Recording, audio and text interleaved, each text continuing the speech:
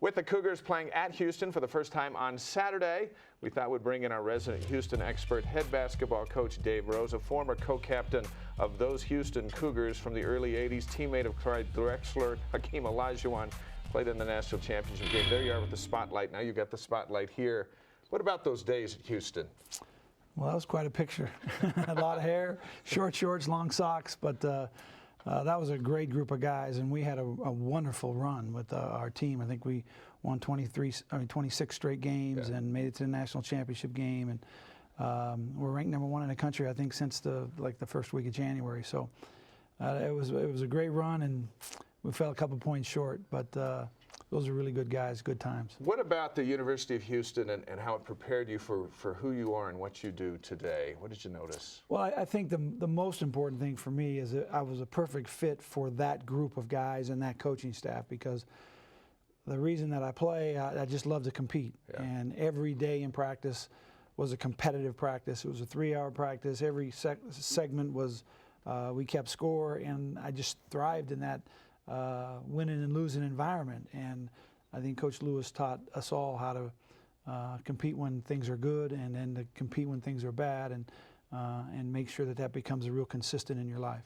Football teams rolling in there. It's a big deal for the Cougar faithful in that region of the country. I imagine they'll have a big response at the stadium on Saturday. Well, there'll be a great BYU Cougar fan base.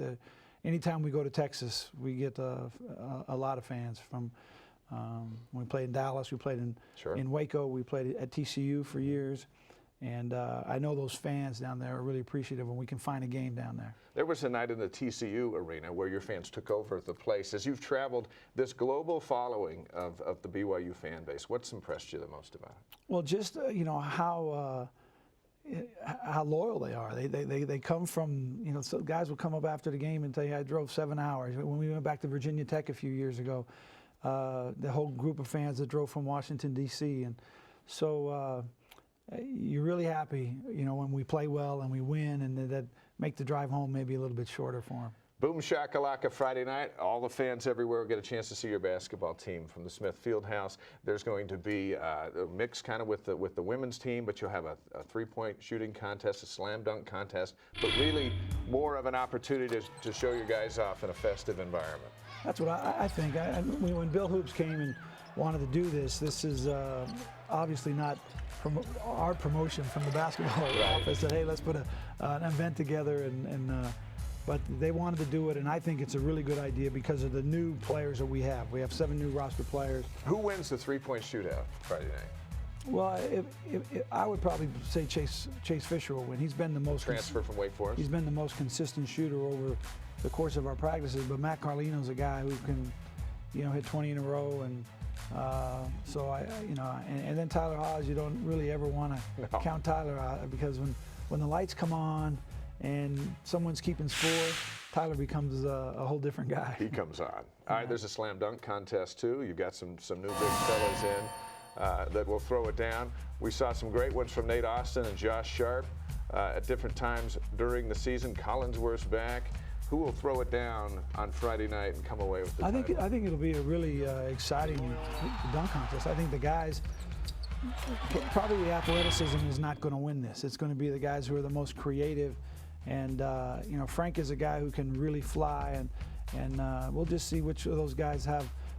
Eric Mika is another guy who can catch the ball all around the rim and still find a way to kind of alley-oop and get it in. So who's your pick? We'll see. I probably have to go with Kyle Collinsworth. Over the taller Eric Mika. Yeah. All right, we look forward to seeing that. We're gonna have some eight new guys on your roster this year. They all come in with a lot of accolades. As we roll some of those guys out, what are we going to find out about these 8? Well, that's a really good question, and we are really excited about our big guys. Luke, I think, is a guy who can really give us quality minutes inside. Eric Mika is a guy who we're going to depend a lot on with the absence of Brandon at that position. And you got Nate and Josh, who guys that they understand our system, and the pace will be comfortable for them. But Kyle's a guy right here. Kyle is something that we will really depend on in what our team really needs. And he's a great playmaker. one of the best rebounders that we have outside of his area, both offensively and defensively. Really good on-ball defender. And, you know, we'll just see how these guys develop over the course of the next 2 or 3 weeks through the exhibition games, and then we get started with Weber State. What do you do with Tyler Haws? He had such a great year back off his mission. He's on the All-America list coming into this season. There's a lot of hype. He's on the cover of magazines. And your job is to make him better. What are you working on? Well, I think the one thing with Tyler is just consistency. He works so hard. Sometimes you have to kind of monitor his work to make sure he doesn't overwork himself. But he's so concerned about his physical condition and, you know, his strength and the weight he wants to be going into the season, that we basically just provide him with all the opportunities that he needs to be able to further his game. I think that his perimeter shooting and maybe his ball handling are a couple of things that he really wanted to become a little bit more consistent on. And I think he's done a really good job working on that. If there was a free throw shooting contest Friday night, would you still be a contender? I wouldn't bet against Tyler. Even over yourself? I'd stay out of that. All right, wise man. Thank you, Coach.